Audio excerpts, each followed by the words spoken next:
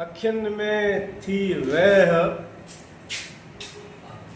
अखियुनि में थी वेह त आऊं वारे ढकिया, तोखे ॾिसे न ॾह, आऊं न पसां की ॿियो।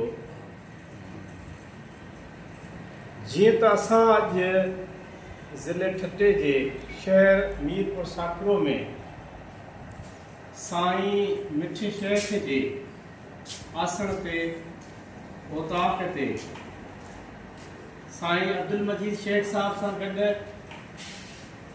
पाण इंतिहाई बाज़ौक़ ऐं बासलाहियत हिन मेड़े मचाइण में सदाईं सरकरदा रहिया। अलाह करे इहो ज़ौक़ ऐं शौक़ु क़ाइमु हुजे। उन सां गॾु असांजो बहितरीनु उस्ताद ऐं बहितरीनु शाइर, इल्मु अदब ऐं संदसि कलम मां हमेशह सच चोॾहं जी चंड जीअं शुआ करे निकिरंदो रहियो आहे। हुन सां गॾु असांजा लतीफ़ जा बहितरीनु पाखू साईं असांजे अशरफ शेख साहब मौजूदु वेठो आहे ऐं हुन सां गॾु ॿियो फ़क़ीर वेठा आहिनि।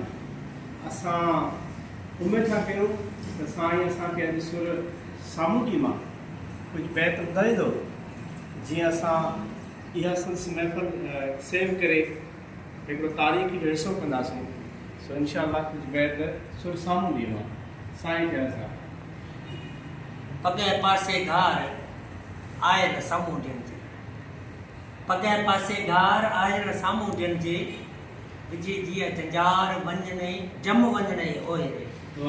पॻे पासे वेह आयल सामूंडियुनि जे, तूं वेसरी विख खणी हो पुरींदा पर ॾेह, समंड जिन साणे कोन वेही तिन से। पॻे पासे पच आयल सामूंडियुनि जे, मन में ॿारे मच जम वञणे ओहे। ओहे रे सही जो मन ॾींहं जॾहिं सजण सफ़र हलिया, हुआ रहन न सुपरी आयल करिया कीअं, मूंखे चाढ़े चीअं ॿियो वणझारो ओहे रे।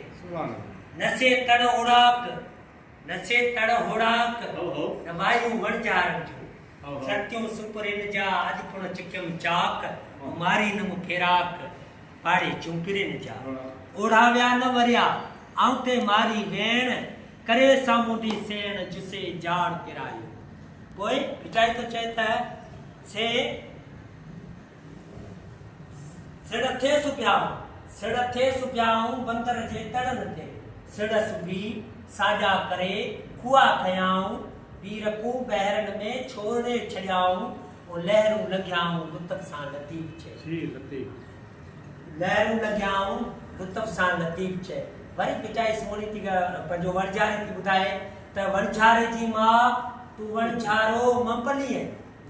मां सां मुखातिब थी थिए, ससु सां चए थी त वणझारे जी मां तूं वणझारो मंपलीअ। आयो ॿारनि मां पुरथो सफ़र सभई, अॼु पुण वायूं कन वणझारा वञण जूं, हलण हारा सुपरी रुआ त न रहनि, आऊं झलींदी केतिरो आयल सामूंडियुनि, पॻ छोड़े जिन विधा बेड़ा बाल, विञई विसरी शाल, जोतो सोधो सिखियो अञा आहे काल, पुरथो सफ़र सभई। जी वणझार।